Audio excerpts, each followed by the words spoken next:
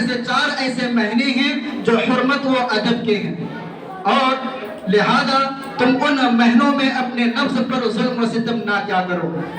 تو محترم سامعین حضرات، اس سے پتہ چلتا ہے، یہ بات واضح ہو جاتی ہے کہ مہینوں کی تعداد اللہ تبارک و تعالیٰ نے کیا ہے، اور وہ 12 ہیں، اور اس وقت سے آج تک یہ مہینوں کی تعداد 12 چلتی آ رہی ہے۔ اور ان 12 مہینوں میں سے 4 مہینے ایسے ہیں جو حرمت و ادب کے ہیں، یعنی ان 4 مہینوں کا خاص طور پر ہمیں خیال رکھنا ہے کہ ہم اپنے نفس پر ظلم و ستم نہ کریں اور دوسروں کو کسی طرح کی ایذا اور الم نہ پہنچائیں۔ اب وہ سوال ہوتا ہے کہ وہ 4 مہینے کون سے ہیں جو حرمت و ادب کے ہیں؟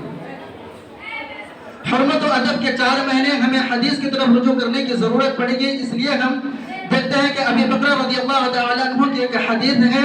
جس میں اللہ کے نبی صلی اللہ علیہ وسلم نے ارشاد فرمایا: السنة 12 شهرا من 4 حرم 3 متباليات ذو القعدة وذي الحجة والمحرم ورجب مضر الذي بين جمادى وشعبان۔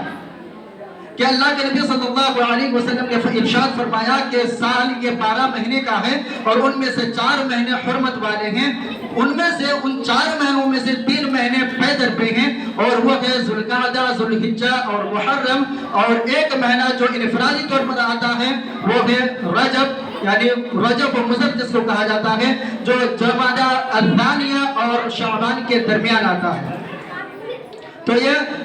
حرمت کے 4 مہینے ہیں۔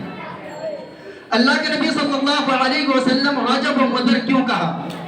یعنی رجب صرف نہ کہہ کر رجب و مضر کہنے کی کیا ضرورت پڑ گئی؟ اس کی وجہ یہ ہے کہ اللہ جو اہل عرب والے تھے وہ 3 مہینے، جو 4 مہینے حرمت والے تھے، وہ ان میں سے 3 مہینوں کا خصوصی طور پر خیال رکھتے تھے، لیکن جو رجب کا مہینہ تھا وہ اس مہینہ کو آگے پیچھے کر لیتے تھے اپنے جنگ و جدال اور قتل و غارت گیری کے اعتبار سے اور حالت اور مناسبت کے اعتبار سے وہ اس مہینہ کو آگے پیچھے کر لیتے تھے۔ لیکن مضر و قبیلہ وہ خاندان ہیں جو اس مہینہ کو اپنے جگہ پر رکھتے تھے اور اس کا خصوصاً خیال رکھتے تھے۔ اس لیے اللہ کے نبی صلی اللہ علیہ وسلم نے فرمایا کہ رجب و مضر، یعنی مضر قبیلہ کا جو رجب مہینہ ہے، یعنی مضر قبیلہ جو رجب مہینہ کو مانتے ہیں جس وقت، وہ رجب مہینہ اس وقت اور اس نمبر میں اس کی حرمت ثابت اور اس کی حرمت مانی جائے گی، اس لیے رجب و مضر کہا گیا ہے۔ اور ایک سوال پیدا ہوتا ہے کہ اشہر حرم 4 ہیں، تو ان 4 حرمت والوں مہینے میں سے کون سب سے زیادہ افضل اور بامکرم ہے؟ تو اس کے بارے میں حسن بصری رحمہ اللہ فرماتے ہیں کہ افضل ہوگا اشہر المحرم، الشہر المحرم، کہ ان 4 مہینوں میں سے جو محرم کا مہینہ ہے یہ سب سے زیادہ حرمت والا مہینہ ہے۔ ان 4 مہینوں میں سے حرمت والا مہینہ وہ محرم کا مہینہ ہے، اور اسے متاخرین علماء کی ایک جماعت نے اس بات کو اور اس قول کو راجح قرار دیا ہے۔ اور اس کی فضیلت کو، اہمیت کو دیکھتے ہوئے میں 2-4 حدیث پیش کرنے کی کوشش کروں گا مختصراً۔ اللہ کے نبی صلی اللہ علیہ وسلم نے ارشاد فرمایا: افضل الصیام بعد رمضان شہر اللہ المحرم، کہ جو رمضان کے روزہ کے بعد سب سے افضل روزہ ہے وہ ماہ محرم کا روزہ ہے۔ ماہ محرم یعنی عاشوراء کا روزہ، جو ماہ محرم کے 10 تاریخ میں ہم لوگ روزہ رکھتے ہیں، وہ روزہ رمضان کے روزہ کے بعد سب سے زیادہ افضل وہ بامکرم روزہ ہے۔ اسی لیے حدیث میں آتا ہے کہ آپ صلی اللہ علیہ وسلم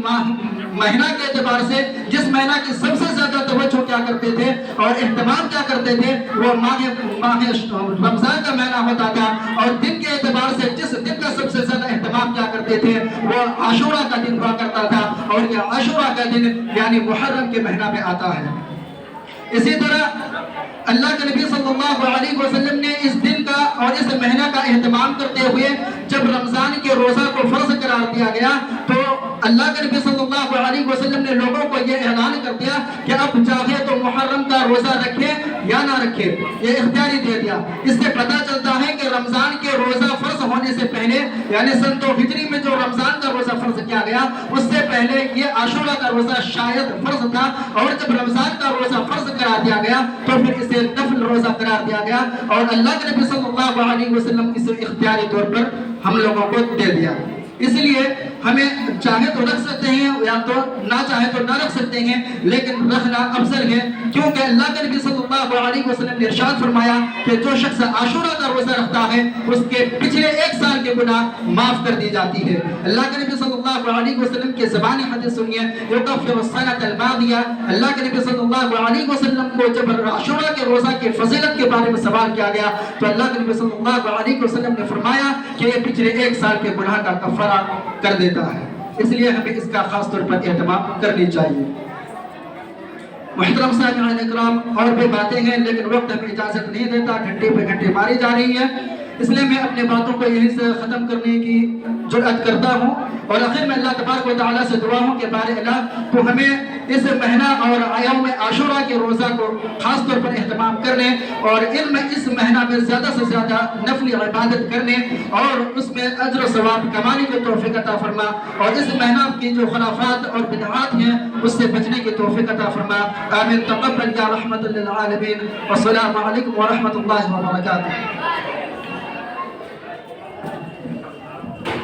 وعلیکم